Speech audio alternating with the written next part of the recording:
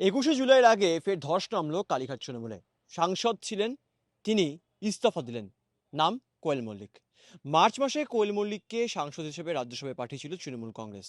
অন্যদিকে দাঁড়িয়ে খুব তাৎপর্যপূর্ণভাবে 21শে জুলাই সামনে এবং রথযাত্রার উদযাপনে যখন গোটা বাংলা মেতে রয়েছে, তার মধ্যেই আবার ধস নামলো কালীঘাটের তৃণমূল কংগ্রেস শিবিরে। সাংসদ পদ থেকে ইস্তফা দিলেন কোয়েল মল্লিক। রাজ্যসভার সাংসদ পদ থেকে কোয়েল মল্লিকের ইস্তফার পরেই রাজ্যের রাজনীতিতে গুঞ্জন। যেদিকে হেঁটেছেন সুখেন্দু শেখর, সুস্মিতা দেব কিংবা প্রকাশচিক বড়াই, এবার কি সেই পথেই হাঁটতে চলেছেন কোয়েল মল্লিক?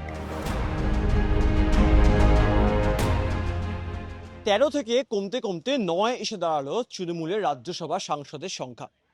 13 জন ছিলেন। পরবর্তী ক্ষেত্রে বেশ কয়েকদিন আগে খুব তাৎপর্যপূর্ণভাবে দল ছাড়লেন একদিকে, অন্যদিকে রাজ্যসভার যে সাংসদ পদ সেখান থেকেও ইস্তফা দিয়েছিলেন সুস্মিতা দেব, সুখেন্দু শেখর রায় এবং প্রকাশচিক বড়াই।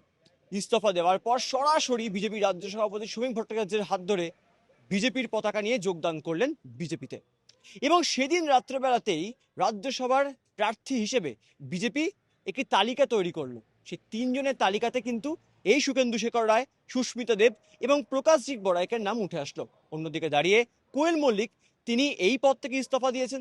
তাহলে কোথাও গিয়ে কি কোয়েল মল্লিকও সেই প্রার্থী হতে পারেন, অর্থাৎ বিজেপি রাজ্যসভার প্রার্থী হতে পারেন?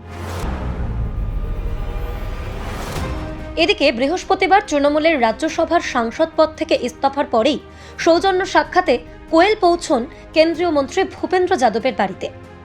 গুঞ্জন আরও জোরালো হচ্ছে এমন ছবির পরেই। তৃণমূলের রাজ্যসভার সাংসদ পদ থেকে ইস্তফা দেওয়ার পর কোয়েল মল্লিক তিনি সরাসরি চলে গেলেন কেন্দ্রীয় মন্ত্রী ভূপেন্দ্র যাদবের বাড়িতে। সাক্ষাৎ করলেন তিনি।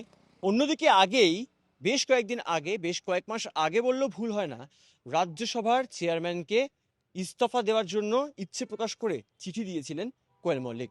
পরবর্তী ক্ষেত্রে তিনি বিদেশ চলে যান এবং বিদেশ থেকে ফেরার পরে তিনি সিদ্ধান্ত নেন তিনি আর এই পদে বহাল থাকবেন না।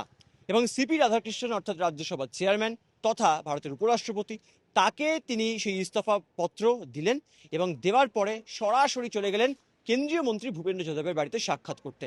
অনেকেই মনে করছেন সৌজন্য সাক্ষাৎকার, তবে এই বিষয়টাও বড় হয়ে দাঁড়াচ্ছে 21শে জুলাইয়ের আগেই হয়তো কোয়েল মল্লিক বিজেপিতে যোগদান করতে পারেন।